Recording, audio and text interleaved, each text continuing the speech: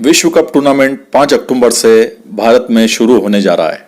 अहमदाबाद के नरेंद्र मोदी स्टेडियम में इंग्लैंड और न्यूजीलैंड के बीच पहला मैच खेला जाएगा। देश में क्रिकेट की दीवानगी इतनी है कि वर्ल्ड कप शुरू होने का क्रिकेट प्रेमी बड़ी बेसब्री से इंतजार कर रहे हैं। क्रिकेट वर्ल्ड कप एकमात्र ऐसा टूर्नामेंट है जिसे लेकर लोगों में भरपूर जोश और जुनून दिखाई देता है। क्रिकेट वर्ल्ड कप इस बार कौन सी देश की टीम जीत हासिल करेगी और कौन सी टीमें मजबूत दावेदार है, इसके लिए हमने जाने माने रणजी क्रिकेट खिलाड़ी मनीष बग्गा से की चर्चा। सभी व्यूअर्स को मेरा नमस्कार। सभी जानते हैं कि क्रिकेट का महाकुंभ 5 तारीख से हमारे यहाँ पर स्टार्ट हो रहा है। हम सभी जानते हैं क्रिकेट एक ऐसा खेल है जिसे यहाँ पर हमारे देश में खेल मात्र खेल के रूप में नहीं लिया जाता, इसको एक धर्म के रूप में लिया जाता है। हमारी प्रतिष्ठा का प्रश्न चिन्ह रहता है, हमेशा लोगों को बड़ी उत्सुकता रहती है और हमेशा एक ही भाव रहता है कि हम किसी भी स्थिति में वर्ल्ड कप को जीतें, हमारी टीम जीतें। पिछले कुछ वर्षों में निश्चित रूप से हमें निराशा लगी, हम अपनी प्रतिष्ठा के अनुरूप प्रदर्शन नहीं कर पाए। लेकिन जैसा कि आपने अभी मुझे याद दिलाया, 2011 का वर्ल्ड कप महेंद्र सिंह की अगुवाई में हमने जीता था और आज हम 2024 में खड़े हैं। परिस्थितियाँ पूरी तरह से बदल चुकी है। इन 13 वर्षों में भारत के क्रिकेट में एक बहुत बड़ा परिवर्तन देखने में आया है और वो ये आया है कि अनएक्सपेक्टेडली हमारे प्लेयर्स जिस तरह से अभी वर्ल्ड के मंच पर परफॉर्मेंस कर रहे हैं वो वाकई में काबिल तारीफ है। 2011 के बाद सच कहूँ तो 2024 में मुझे इतनी संतुलित टीम, इतना वेल अप्रोच के साथ, एक एटीट्यूड के साथ हमने एशिया कप जो अभी पिछला हुआ उसमें हमने अपनी प्लेयर्स का परफॉर्मेंस देखा। क्रिकेट की स्थिति ये हो गई कि कोई भी खिलाड़ी अपनी जगह छोड़ने को बिल्कुल भी राजी नहीं है, क्योंकि उसको पता है कि कोई नया खिलाड़ी आता है तो वो पहले मैच में ही इतना ज़बरदस्त परफॉर्मेंस देता है कि स्थापित खिलाड़ी भी आज अपनी सीट को नहीं बचा पा रहे। ये प्रकार से हमारे वर्ल्ड कप के लिए बहुत अच्छा संकेत है और जिस तरह से बैलेंस्ड हमारी टीम दिखाई दे रही है, मुझे लगता है कि हम विश्व कप में बहुत अच्छा परफॉर्मेंस देने वाले हैं। जैसा मनीष जी आप बता रहे हैं कि टीम बहुत अच्छी टीम है और जो खिलाड़ियों का जो चयन किया गया है वो सब अच्छे खिलाड़ी हैं उसमें और सभी फॉर्म में चल रहे हैं। लेकिन 2011 में सचिन तेंदुलकर एक बड़ा नाम, सहवाग, युवराज सिंह, महेंद्र सिंह धोनी एक बड़े नाम थे और अभी जो टीम जो ली गई है उसमें और कंपेयर अगर आप करते हैं तो निश्चित रूप से अगर हम तुलनात्मक दृष्टि से देखें तो आज विराट कोहली जिस तरह की परफॉर्मेंस कर रहे हैं पूरे विश्व में उनकी तुलना सचिन तेंदुलकर से की जाती है। आप उसकी जगह आप सहवाग को देखते हैं तो सहवाग की तरह ही आक्रामकता जो दिखा रहे हैं वो रोहित हमारी टीम के कैप्टन, उनकी परफॉर्मेंस हम देखते हैं वो भी 10,000 से ज़्यादा रन बनाकर स्थापित हो चुके हैं और जिस तरह से उन्होंने रिकॉर्ड्स बनाए हैं, मुझे पूरी उम्मीद है जिस तरह के फॉर्म में वो चल रहे हैं वो निश्चित रूप से बहुत अच्छा करने वाले हैं। इसके बाद जब हमारे पास यंगस्टर्स की जो लाइन देखते हैं, जो नया टैलेंट हमारे पास आया, मैंने जैसा आपसे कहा कि 2011 और 2024 के क्रिकेट में बहुत बड़ा अंतर आया है। पहले यहाँ पे स्थापित होने में समय लगता था, लेकिन अब हमारी टीम में जो जगह बना रहे लड़के वो ऑलरेडी स्टैब्लिश होकर आ रहे हैं। वो इतने कॉन्फिडेंट है, इतना अच्छा क्रिकेट खेल रहे हैं। आप देखें कि अभी भी टीम में हमारे पास जो यशस्वी यादव और ऐसे कई बल्लेबाज हैं जो विश्व स्तरीय बल्लेबाज हैं जिनको टीम में जगह नहीं मिल पाई है।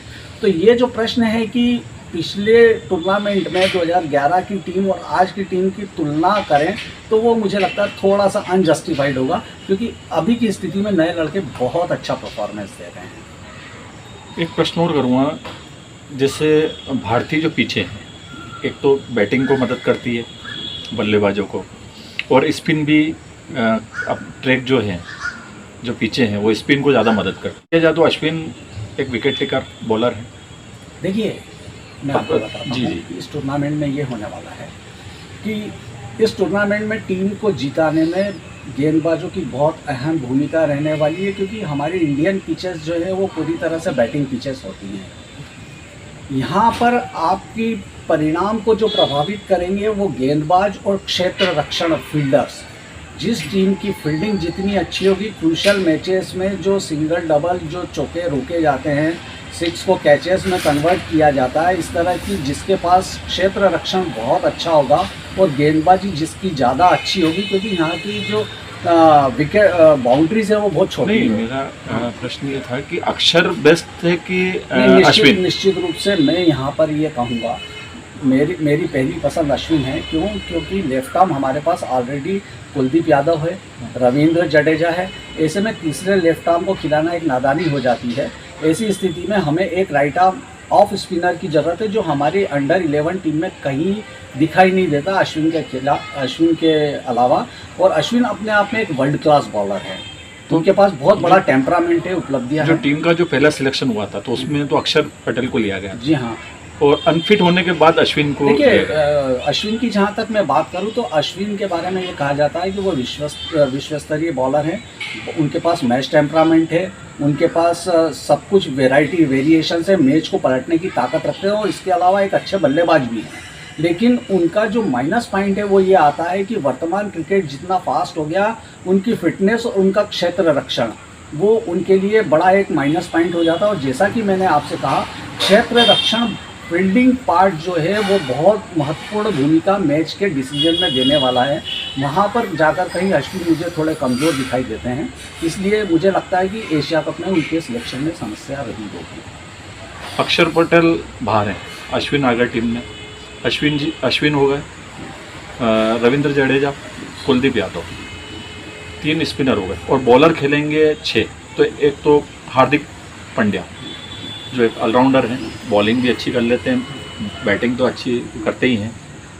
अब 2 बॉलर जो हैं फास्ट, अब वर्ल्ड के नंबर 1 बॉलर हैं मोहम्मद शमी, और सिराज एशिया कप में अभी 7 विकेट ले चुके हैं। बुमराह की जगह फिक्स है, तो आप किसको? देखिए, सिराज और मैंने इंडिया टीम की इसलिए तारीफ की कि यहाँ पे रोचकता का विषय है कि हमारे पास बेंच स्ट्रेंथ बहुत अच्छी है।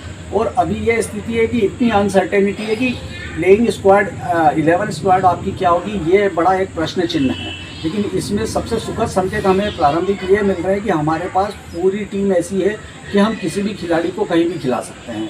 आज सिराज और शामी की तुलना करना बिल्कुल गलत होगा, क्योंकि सिराज जहां न्यू कमर बहुत अच्छी परफॉर्मेंस दे रहे हैं और उनकी परफॉर्मेंस एशिया कप में सबने उनका डेडिकेशन देखा है, लेकिन शमी की परफॉर्मेंस को हम नज़रअंदाज नहीं कर सकते।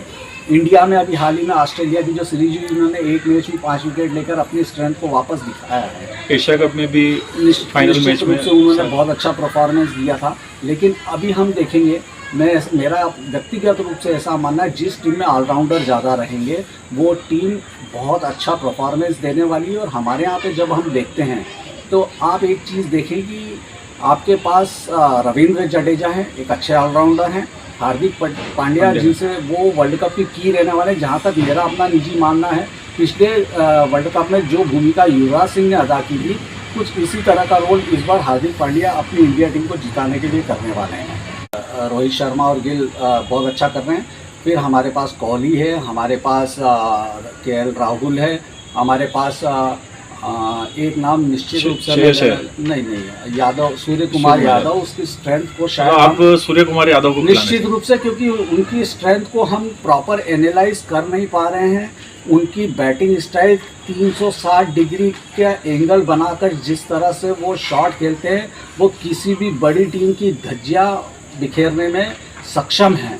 उतनी स्ट्रेंथ आप पिछले उनके बैटिंग के वीडियो देखें, पूरे वर्ल्ड के मैप पे वो एक चर्चा का विषय बने थे। उनकी बैटिंग स्टाइल जो है वो बहुत अनोखी है और वो इंडिया के लिए बहुत ज़्यादा उपयोगी होने वाली है। इसलिए हमें सूर्य कुमार यादव को तो बिल्कुल भी नज़रअंदाज नहीं करना चाहिए। केएल राहुल से हम विकेट कीपिंग करा सकते हैं।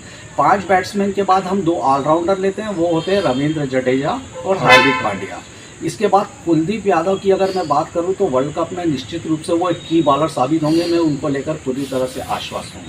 इसके बाद जब हम 3 पेस बॉलर की बात करते हैं तो 3 पेस बॉलर में मैं आपका सिराज, शामी और बुमराह तीनों को लेने वाला हूँ, क्योंकि ये पिचेस इंडिया की ऐसी है कि जहाँ पर हर कोई रन बनाने वाला है, सारे ही बल्लेबाज चलने वाले हैं।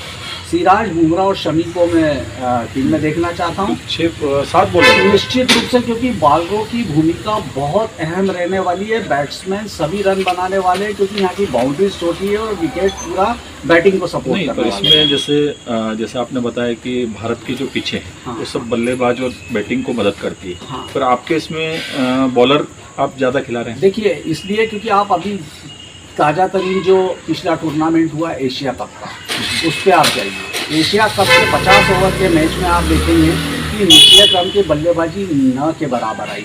रोहित शर्मा ने एक बात को अच्छे से समझ लिया है कि अगर मैं शुरू के 10 से 15 ओवर सिर्फ विकेट पे खड़ा रह के सेट हो जाता हूँ तो अगले 25 से 30 ओवर तक बैटिंग करने में पूरी तरह से सक्षम हूँ। और इस तरह से हमारे जो ऊपरी बल्लेबाज हैं वो हर बल्लेबाज इतना उसमें कैलिबर है कि वो 30 से 40 ओवर तक न सिर्फ खड़ा रह सकता है जबकि टीम के लिए बहुत अच्छा स्कोर कर सकता है। फिर 5 बल्लेबाज के अलावा बाद हम जब देखते हैं तो हार्दिक पांड्या और रविंद्र जडेजा आते हैं। इस तरह से 7 बल्लेबाज हमारे इतने प्रोफेशनल और इतने स्किल्ड बल्लेबाज हैं। मैं नहीं समझता कि 7 के बाद हमें 8वें बल्लेबाज की ज़रूरत पड़ेगी। सूर्य कुमार के पास जो स्ट्रोक्स हैं, जो उनकी बैटिंग की शैली है, वो बहुत ज़्यादा विचित्रता लिए हुए वो बॉलर को पूरी तरह से कंफ्यूज कर देती है। उनके जैसे रिकॉर्ड जो बताते हैं वनडे का, ओडीआई मैचों का, तो उनका रिकॉर्ड अच्छा नहीं है। अभी आप ये देखें कि श्रीलंका में जो मैच खेले गए, उसमें अभी जो ऑस्ट्रेलिया के साथ जो सीरीज थी, उसमें भी उन्होंने एक 50 रन बनाए। उससे पहले कि आप रिकॉर्ड देखो तो उनके रन ज़्यादा नहीं है। और 20 मैचों में और अभी जो उन्होंने 50 भी जो बनाए थे, तो 4 6 जो लगातार जो 4 छक्के उन्होंने मारे थे, तो वो उनके लास्ट के उनको 10 ओवर 15 ओवर पहले बैटिंग करने हुआ है।